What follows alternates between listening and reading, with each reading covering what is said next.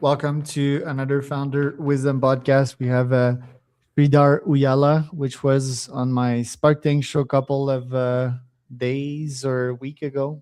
He's the founder at TensorLinks. We're going to talk about his business, it's an AI front desk agent for dental clinics. So, Sridhar, welcome to the pod. Tell us a bit more about yourself and what you're up to. Hey Charles, thank you for having me here. And I had a great time with Spark Tank last time and really appreciate it. I'm really excited to be here and talk about my business and answer any questions. Thank you. Yeah, tell us a bit more about your background and what led you to TensorLink. Yeah, I'm an engineer, mainly software engineer, bit of a research background. And I did a lot of technical work in my career, mainly around the operating systems and the file systems and deep learning, computer vision, things like that. And then I started a company with the idea that the AI will be here 2017 to build an assistant for the cars. Again, over the years, we kind of pivoted and came back to healthcare, where I thought, we're kind of now making a ways where making it easier to run your clinic, reducing the administrative burdens. So if you're a clinic owner, if you have multiple clinics, a single clinic doesn't matter. We know that the administrative burdens are more. And it's a manual process running them, requires a lot of staff and also inefficient. And we are bringing our AI that's going to be embedded with your staff and take on some of those administrative work. And it's as simple as that. Interesting. What's the traction so far? What's how many clients do you have and how much are you raising? Yeah, we have 27 clinics we are live at today, as of today. And we're trying to raise our pre-seed with 850K. And we are bootstrapped. What's your GTM system? How do you get to all of these clinics? So far, it has just been totally Google Ads and the ChatGPT. Some of it is, and right now we're just doubling down on those two channels, Google Ads and the ChatGPT. And also, we now just started to look into LinkedIn and social media as one more GTM and cold outreach over the emails with the customers that we want to do. Mainly, like showcase them, like what we can bring, how we can transform their clinic administrative operations, just the conversations around it, and being visible that we exist. Your competitors, right? There's a lot of them in that space specifically. What's your little moat when it comes to them? Like, how do you outpace them? That's a good question, because a lot of the people ask the same question, like, hey, there's like a lot of the competition in this space if you just talk about a receptionist. But we don't position ourselves as that way, just a way to like initially communicate to our customers that, hey, this is a receptionist that's going to automate some of your workflows. And when you come to competition, you can see that you can Google search and find. Most of them say it's a voice assistant or like a voice bot or a chat bot that's going to help you book appointments. I mean, that's not how we see it at all. Like we're completely like building an operational manager per se for you to run some of those operations. Right now, we just started our patient engagement, like around taking calls, and not even just taking the calls. I mean, we treat voice as one of the communication channel. That's it, period. And we actually support. Right? If you're hiring a staff or an operational manager, what do? They're not just going to communicate on the phone, right? They would run all of the operation. They might be checking your emails if the patient are asking, and they would check the SMS and they would respond, right, as staff. And also they would answer any set of the questions, and they will manage the schedule for the doctors, providers. And they would look at treatment plan and say which patients to reach out if they're not showing up. There's a ton, and also insurance verification, submitting claims, billing. There is a ton of administrative work, and we don't see that it is just a voice bot. We're just actually thinking an operational layer. We just so happened that we just started on the receptionist workflows. Interesting. And yeah, tell me about the dentist when you meet them. What kind of conversation do you have with them to qualify them for your product? What problems do they face? What are the burning in their offices? I think it's mainly goes back to some of the conversation goes back to How do they manage the calls? The 30 to 40% of the calls go missed just to look at one of the problem, right? And then staff need to be available during the after hours, and it has to be consistent, right? And book the right appointments into the right rooms, right? The availability, and also not only that, like some of these clinic owners that we had conversations with, they service different demographics. Like you need to be speaking multiple languages, right? Which is really hard. Again, you have to find the translation services, speak to the. Otherwise, you're losing the care for those patients. So that's what the bridging the gap is as an initial footstep. Like, hey, our AI can handle if you guys are busy all the calls and book directly into the appointment the way you wanted it. It's not like we capture the details and send you an email or something like not like that. We are fully integrated into your systems, right? Our AI understands the way your operation manager is understanding your practice, like including what providers do you have and which rooms they are assigned to, and what kind of insurances would accept and where would you and what kind of appointments that you book them for. If I'm a new patient and coming into your practice, like how many what would you do go through? Would you do like a full oral exam, or if I have a toothache, I need to see someone emergency, what kind of an appointment would you do? Like, would you just do a full scan, or would you just do like just like a limited exam, right? Things like that. Our AI is like embedded with that operational knowledge, so that it is kind of like acting like that. So we kind of educate them, saying, "Hey, this is not just a bot that's going to collect and add more work for you. Instead, actually, it's going to reduce the work for you by understanding." And and the main thing about ours is we don't have to change the way you are running your operation so far. This is going to be like a helping hand that is going to seamlessly get embedded, and that's it. And you have the full control on when the AI should barge in and what scheduling parts it should take care, and you have full customizability with our platform. Interesting. And do you focus on some specific territories first when it didn't make sense to deploy it in Fresco first, and in Frisco that is, and then in Austin, and then in Houston, and then like full US? Not really, to be honest. Of course, we look into our concentration of the clients where they are, major metropolitan states and cities, right? You know, the New York has a major concentration of the dental clinics, New York area, New York State, and then California and Texas, Florida, where there are a lot of dental clinics. But our software is like cloud-based, and it can service anyone in the North America. In terms of the GTM strategy wise, obviously I live in Dallas area. I would want to actually, if possible, physically reach out to any of the decision makers here and set up a meetings with them. That's like one advantage I have.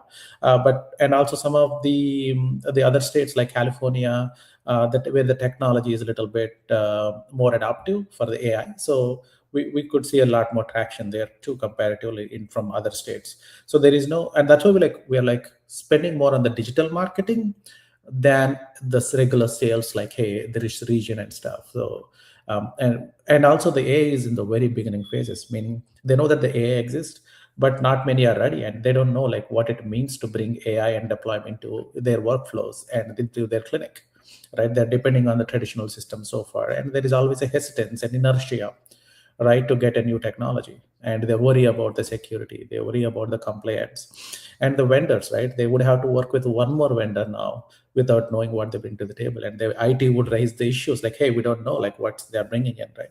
There are a ton of things that would goes into like deciding which customer would try to adopt first. And that's why, like, instead of like a very specific region, like we broadly focus on North America and where metropolitan cities, and organically like talk to someone like who already kind of coming into us. But that conversation is going to slowly change, and so does our approach too. Got it. And the 25 clinics, they pay you monthly? Like, what's the deal with them? Yeah, they pay me 27 clinics right now, but they pay me monthly. It's a monthly subscription based, very simple model. Actually, we publish our pricing also on our website, and we have like a tiers. Like, hey, if you just want a receptionist that is you just want a voice, nothing else. Call management is a problem. We have a solution for it. Or you just wanted to a full engagement suite, like across any channels, and we have just that tier for it. Or you're just looking for more, even like looking at your schedule. and proactively reaching out to the patients outbound as well, that we have another tier. So we just like simple 3-tier model, and the price according to the market, and it is a monthly subscription. That's what ours is. And you said ads. Have you been cold emailing or cold calling these clinics as well? Have you tried outbound? We were just trying the cold email as we speak, like last two weeks or so. We just started like we used to like email a little bit, very focused, not like a full GTM kind of focus. Now we kind of realized understanding like who our customer is, like where would it benefit the most, and trying to reach out to those customers over the email, mainly not just as like a sales push, but more like, hey, we see that we're mainly showcasing the results. Like, hey, we are with these clients, and these are the value add that we're adding, and this is the traction A is enabling, and I would love if they would consider. Interesting.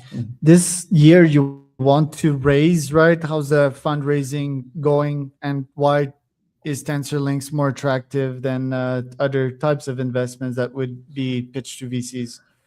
If you're just looking for another chatbot, I would say don't invest in us. But if you really think that we are building a serious platform that's going to make an impact into the healthcare, that who would understand the operations end to end and will show us the results and traction, I think you would definitely want to invest in us, and that's why we're very attractive. And not only that, we're able to manage this bootstrapped without raising any money so far, and we internally automate our stuff, like using a lot of the automation tools and AI. So all the processes, we treat ourselves as like an AI company. That means that we can bring a lot of efficiency. So if you're investing $1 into us, we are building a future company, AI native company for dentistry, and it's going to make a lot of impact in other verticals as well, especially in healthcare. So yeah, if you're an investor watching this, I would say it's we are worth every penny, and we have like a lot of traction, and we are very scalable. And give me an overview of the team. Yeah, so I would say our team is like put together like very organically, like people who are like quite a bit interested and wanted to get their hands on AI and quite excited about the problem they're solving.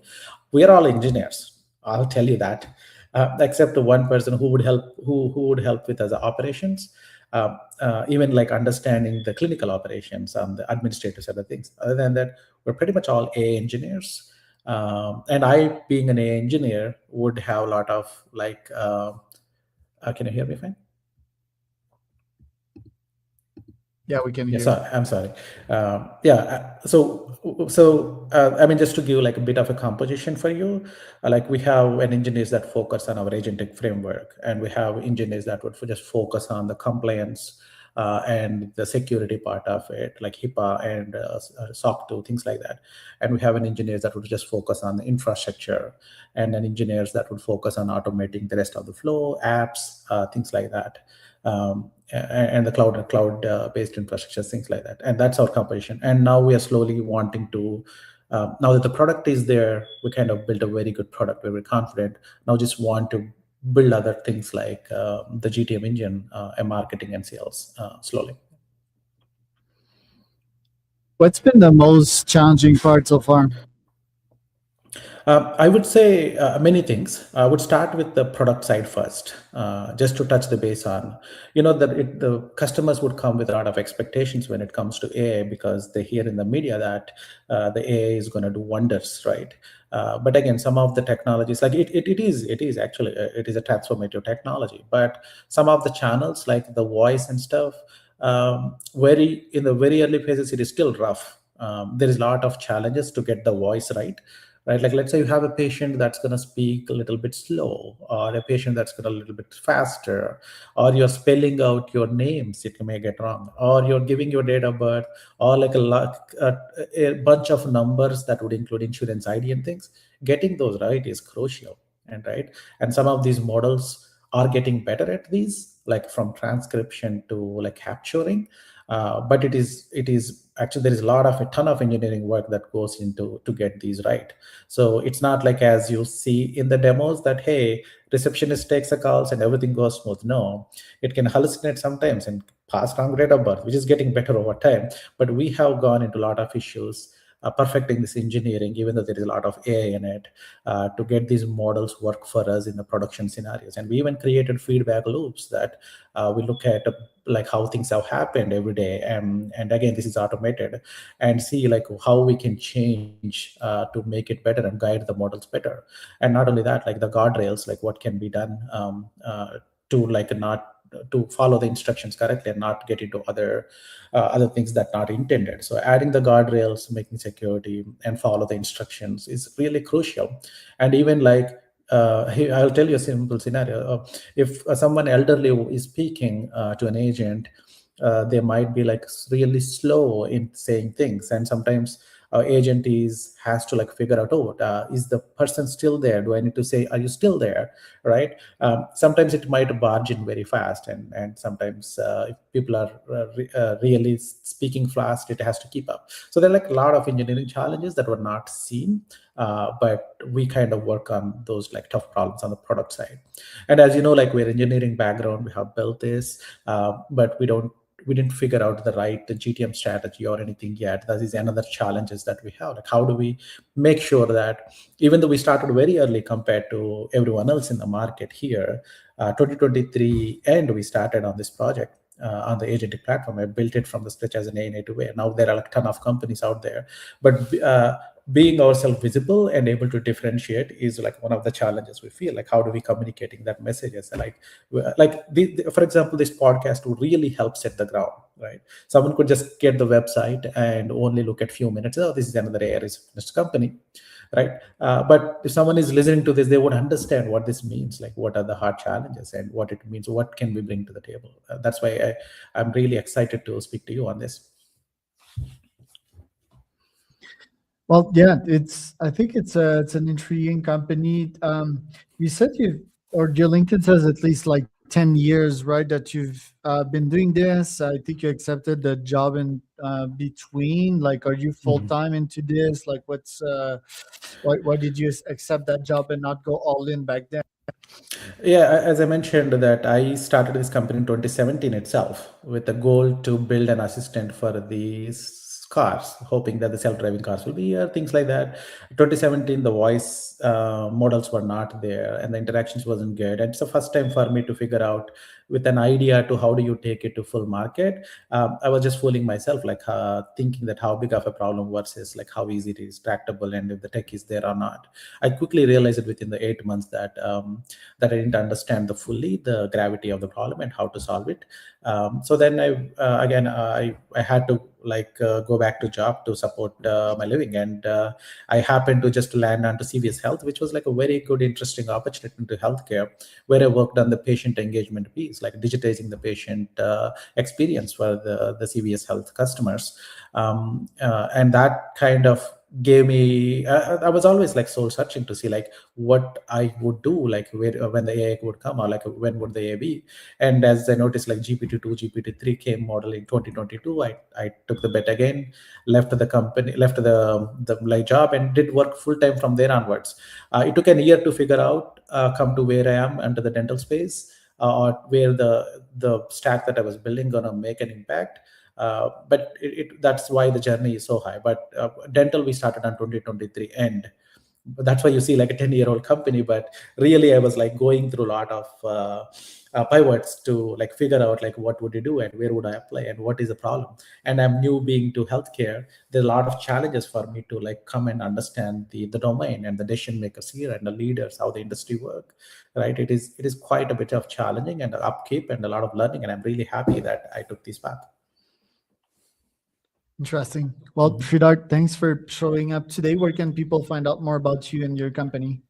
Sure. I mean, you can reach out to me at TensorLinks, Sridhar at TensorLinks.com, or go to our website, TensorLinks.com.